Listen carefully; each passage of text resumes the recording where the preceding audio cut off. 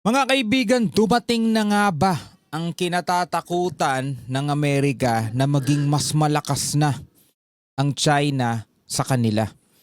Dahil nga mga kapatid, may lumabas na ulat no, mula sa The Atlantic na medyo nakakagulat. Ayon dito mga tol, sakaling humaba raw ang tensyon o bangayan sa pagitan ng US at China, mga tol, posibleng mahirapan na ang Amerika kahit mas advanced sila o mas advanced yung technology nila mga kapatid na manalo sa unang bugso ng labanan no kontra sa China. Dahil daw mga kapatid, mahina na ang industrial base ng US. Kulang sa paggawaan ng barko, sa paggawa ng barko at may mga lamat na mga tol no sa ibang alyansa nila. Samantalang ang China naman mga kapatid, mabilis magparami ng puwersa. Alam naman natin 'yon, di ba? Kontrolado ang mga industriya at handa sa pagmatagalang digmaan, sabing ganoon mga kapatid. Kaya ngayon mga kapatid, ang tanong, sa panahon ngayon, sapat pa ba ang pagiging superpower? Kung kulang ka naman sa mga production at tibay kung magkakaroon ng pangmatagalang labanan. No, so yan ang ating tatalakayin ngayon at ating aalamin dito sa ating panonoorin, pag-uusapan natin mula rito sa Times of India.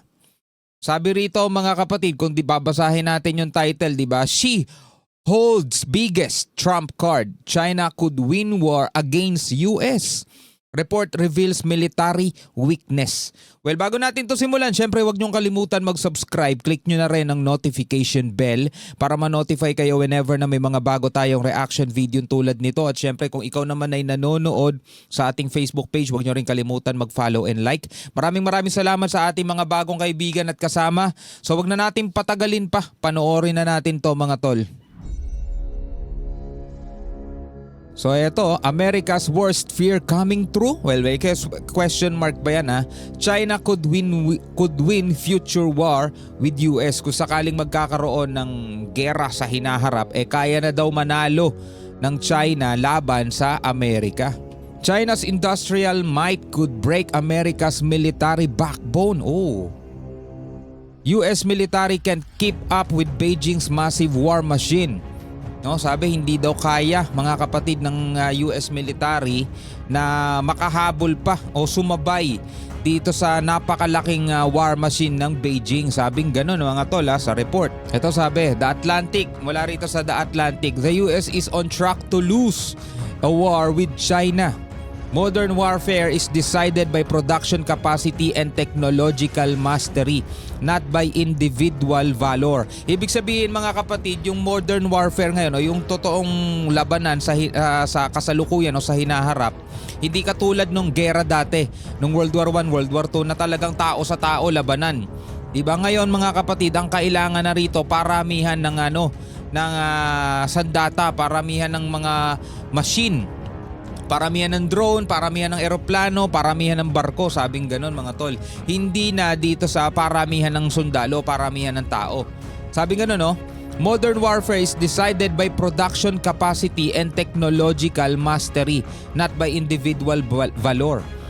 US soldier bravery won't matter in a long war with China. Production technology allies do, Atlantic report. Sabing ganon. Ano sa tingin ninyo mga kapatid? Totoo nga ba na sa panahon ngayon mga kapatid, hindi na nagmamatter ngayon yung katapangan? Kailangan talaga meron ka ng sapat na kakayanan, sandata, kagamitan. Ganon. Tuloy natin. China's industrial output could overwhelm US in war situation despite America's superior early combat. Kahit na mas bihasa na o mas sanay na ang Amerika sa pakikipaglaban, yung industrial output daw ng China ay pwedeng ma-overwhelm ang US. No? Modern wars are won by logistics and production, not hand-to-hand battlefield heroics anymore, sabi sa report. Ibig sabihin, hindi na daw ito yung katulad nung dati na paramihan na sundalo o pagalingan makipagsuntukan, pagalingan makipagbarilan. Ang modern wars daw ngayon ay naipapanalo sa pamamagitan ng logistics and production o paramihan ng nagagawa. Ako mga kapatid, ganun man, kahit mas marami ang production mo, mas marami yung ano mo, yung eroplano mo for example. Pero hindi naman kasi yan lumilipad basta-basta mag-isa. Kung ang pagbabasehan natin mga fighter jets hindi yan lumilipad mag-isa. Depende pa rin yan sa kasanayan ng piloto. Diba? Depende pa rin yan sa kasanayan ng piloto. Siguro kung labanan naman drone, hindi rin naman yan lumilipad mag-isa. Yung iba AI na yan. Kung AI naman parehong magaling din yan.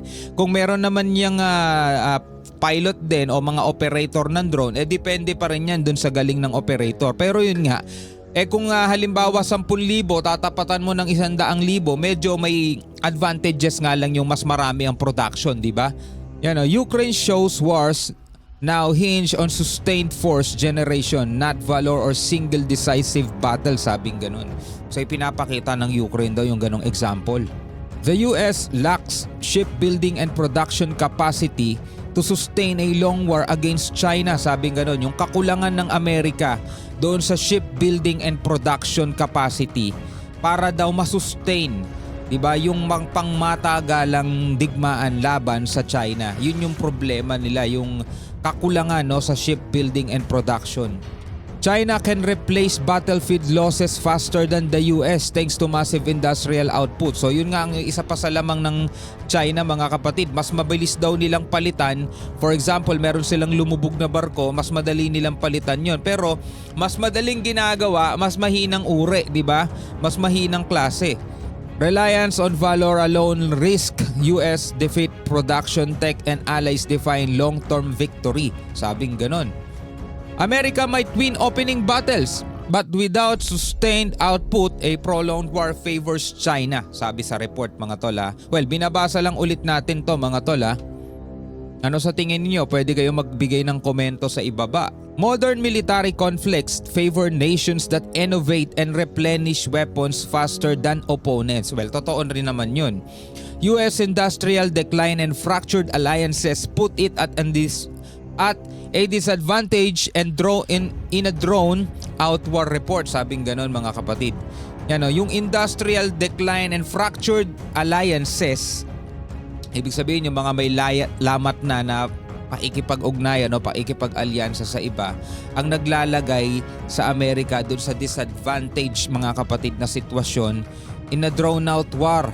China dominates drone and naval production. Ang China na kasi ngayon, mga tol, may pinakamalaking naval forces sa buong mundo, giving it a strategic edge over American forces. Ano sa tingin nyo about dito sa report na to? Nagmamatter pa rin ba yung patibayan, paganda ng production o paramihan? Ano sa tingin ninyo? Comment kayo sa ibaba. Battle-centric thinking blinds US planners to the realities of modern long-term warfare.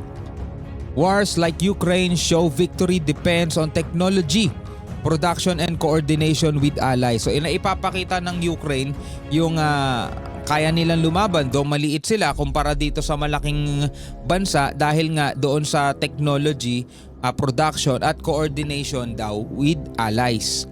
US hand-to-hand combat prowess cannot offset decades of lost industrial and shipbuilding capacity. Long wars favor nations with large-scale production, supply chain control and technological depth. Sabing ganun. The US faces a potential loss if it underestimates China's ability to outproduce and outlast. Sa tingin ninyo, mga tol, pero ang US kasi, ang lamang lang din ng Amerika, mga tol, yung alyansa nila sa ibang bansa. Doon nagkakaroon na nga daw ng lamat, sabi rito sa report, pero yung yung advantage just nila, mga tol, yung alyansa nila. Diba? Yung alyansa nila at saka yung kakayanan nila. Dahil hindi rin naman sila ganun naghihirap, mga tol. Yung kakayanan nila, yung kasanayan nila sa pakikipaglaban sa mahabang panahon, laban dito sa matagumpay, maunlad ang teknolohiya pero kakulangan sa experience. So ano sa tingin ninyo ang mas nananaig dyan? Yung kakulangan sa experience pero mayaman sa production, o yung kaunti ang production pero mayaman sa experience? Ano sa tingin ninyo? Without a rebuilt military industrial base, America risks losing a protracted war with China. Alright, mga kapatid, so eto, binasa lang naman natin, pinanood lang naman natin yung mga report. Tapos nagbibigay tayo ng kaunting commentary, syempre opinion about dito. Tulad nga no sinabi ko kanina, ang lamang naman ng Amerika mga kapatid, yung kanilang experience kung papaano makipaglaban sa totoong labanan na hindi lang basta exercises, hindi lang basta military drills, yung mismong kakayanan nila, yung strategy nila. Kasi para sa akin iba pa rin ang dulot ng magaling na estratehiya, pagpaplano at pamamaraan kesa yung napakarami mo lang sandata. Kasi lahat yan, matutunaw lang din yan sa laban kahit napakarami mong ganyan. Kayang-kaya yan tugisin ng talagang mga handa, ng talagang mga experience mga tol. No? Ano sa tingin ninyo mga kapatid? Ano ang inyong masasabi rito? Comment na lamang kayo sa ibaba. Hanggang sa muli, ako nga pala si Shobaldi. Peace out.